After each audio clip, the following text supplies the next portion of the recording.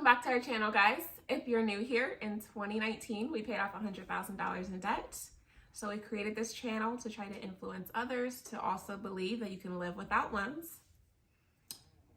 This video, we're going to talk about 10 things we did to pay off $100,000 in debt, or what we did to accomplish that. Number 6 was we shopped at Aldi, and if you're in Ohio, you probably have an Aldi or someplace around that. I don't know that every place in the country has that, but it's basically a grocery store that's prices are greatly reduced in comparison to like Kroger or other grocery stores. I know there's a lot of different ones in the area, but Aldi was down the street from us. It's super affordable. It's a place where they cut costs on other things, and so they're able to cut costs for your groceries. They don't have as much staff there, so you like put a quarter in the cart and it convinces you to put your cart back, instead of whereas most grocery stores would have employees to put carts back, things like that. You spend like 10 cents on grocery bags. They don't bag your stuff for you. You take your grocery bags, or either maybe even like a reusable type, and you bag your stuff yourself. So it's just like those types of things that are like small things that is worth it in order to cut costs around groceries. But either way, we shopped at Aldi. We stuck to a budget. I would have a budget whenever we'd go grocery shopping, or really I would go, because the one time that I took my husband, we went over budget like $11. So I would mainly go by myself. I actually have a video where I remember I was there at the grocery store trying to stay under budget, and I was just like, basically you got to make sure you're staying under budget. And I'll put that clip in so that way you can be aware of what I was speaking about. Ladies and gents, you know where I'm at. Don't be afraid to put things back at the register if you go over budget. I'm just saying. But yeah, that's something that's super big. That's usually a lot of people's biggest line item in their budget is groceries. So going someplace, having a budget, sticking to it, not going over it. Number 7 was, like I said earlier, we had a 1-year-old at the time, and back in 2018, from the time he was born, so in 2017 when he was born, daycare costs are astronomical. So we got an in-home babysitter, not in our home, but someone that watched kids out of their home. I had my first back in 2017. It was perfect. She lived like so close to us. I drove over there. She was very affordable. Like, it was just nothing compared to daycare cost. We'd take our baby there, I'd hop right on the freeway, go to work. And then after that, I'd come back and I'd pick him up. And she took such good care of him. It was super sad after she decided to retire. But like I said, we appreciate her regardless. I literally shed some tears whenever she retired, because she was so good to us. She was so affordable. So I would definitely say, if you're in that same situation where you're trying to get out of debt and you have a child, which most of us do, look for someone who has a, in-home daycare. Cost is a lot cheaper than daycare, which is like literally more than our mortgage right now. So that's something that we definitely suggest, putting money aside for that rather than looking for a daycare if you can. I know some people, they might have other government assistance that they can do to pay for daycare costs. If that's something that you have, great. That was not something that we were able to qualify for. So we had to pay out of pocket. So that's something that we definitely took advantage of, and we're so glad that it was something that we had the opportunity to take advantage of. So number 8 is working a ton of overtime. This is something we both know very well, as we have done it and continue to do it a lot in our debt-free journey. When I first became an LPN, and an LPN is a licensed practical nurse. When I first became an LPN, I would work during the day, and at times I'd pick up extra shifts at night and just work a lot of overtime. I mean, there were days I was working 5-6 days a week, and they're 12-hour shifts, so I'd work during the day a few days a week, and then pick up extra shifts at night or extra shifts during the day, whatever it took. I mean, working the overtime is so important, and if you have a job that allows that, it's just an invaluable resource to help you pay off some debt. It's literally time and a half your normal rate, extra money, and yeah, you do get taxed more, but it's still extra money that you can put towards your debt. We all have extra time in our lives. So if you're able to work overtime, we would really encourage you to do so. Yes, and for extra context, for anyone that doesn't know, with Dennis Work being an LPN, he only is required to work 3 days a week. So that's why, yes, the normal person works 5 days a week with the 12-hour shifts. He would pick up and at times work 4, 5, 6 days a week. So it was a lot. Me, myself, I also work a lot of overtime. I have a more normal schedule, 9 to 5 type of schedule. So I was only required to work 8 hours a day.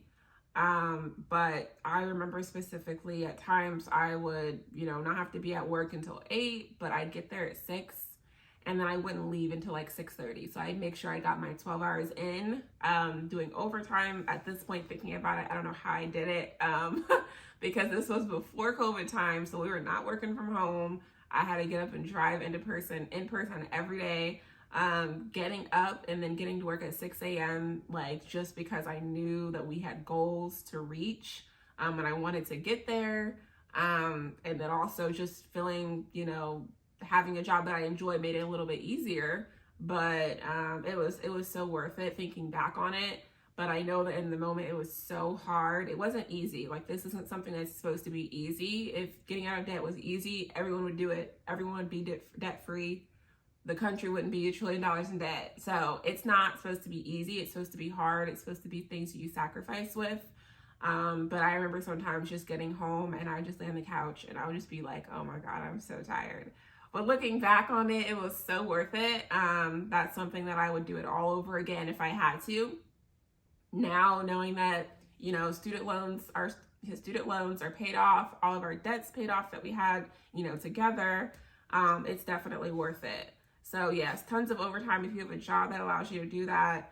Definitely work tons of overtime. If you don't have a job that allows you to do that, I'm going to suggest DoorDash, Lyft, things like that are super flexible. If not that, a part-time job, anything to get extra income, to up your income. Like you mentioned, yes, it's taxed more, but it really doesn't matter because you're not taxed at 100%. So if it's taking you to another tax bracket, that's a good thing. Put aside a little bit of money, for the little bit of extra federal taxes you might have, or taxes, period. I'm not a tax professional, but that's something that I would do in my own personal situation, is put aside extra money for around that time. But nonetheless, it's worth it 100% to increase your income as much as you can if you're trying to get out of debt. Number 9 is buying more affordable clothes. A lot of our generation is influenced to look a certain way, to impress people. And I'll be honest with you, in the days when I was in college and I would consider myself broke, I look better than I do now.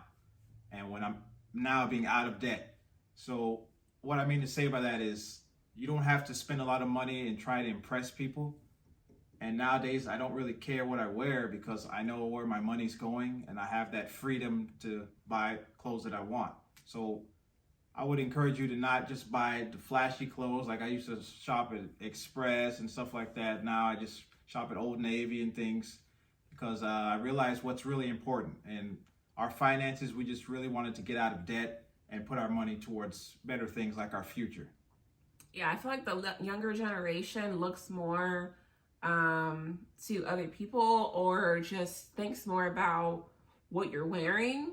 If you are someone who's closer to our age and you're thinking about what other people are wearing, I feel like as you get older, it's a little less common to think about stuff like that, but it's easy to look on Instagram, these other social media sites, and look what other people have, or look at things like that and wanting to buy that and spend money on expensive things. None of that really matters as far as what you're buying. People put things on social media. They're only showing you what they want you to see. They're not showing you what things that they're also struggling with. So think about that if you're someone who struggles with comparing yourself to others. But yes, on the topic of buying more affordable clothes, that's definitely what we did. We didn't necessarily buy clothes a lot because we didn't really need clothes, but sometimes you do. So if we did, we made sure that those weren't super expensive clothes. Again, at the time that we were getting out of debt, we did have a young child who was about 1 year old during this time.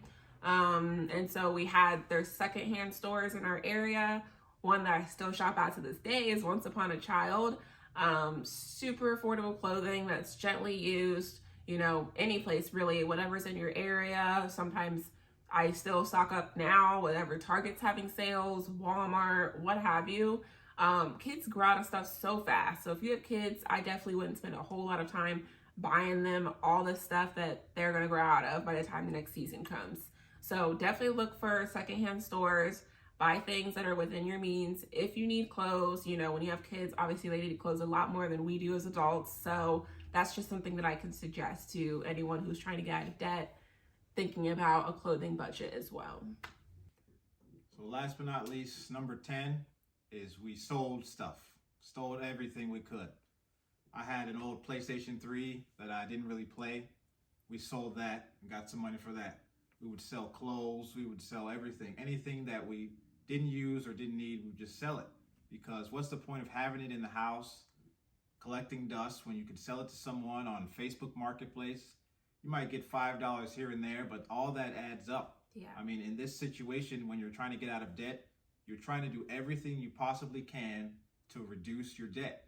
So that involves selling things. I mean, you could just sell it to someone and get extra income that way. That's another way to build your income towards your debt. Yeah. All right, guys, that was 10 things that we did to get out of debt back in 2019. If you are someone who felt like any of these things stuck out to you, leave a comment and let us know what your number one would be on this list, something that you feel like you could also do. Please subscribe, and we will see you in our next video. Bye, guys. Bye.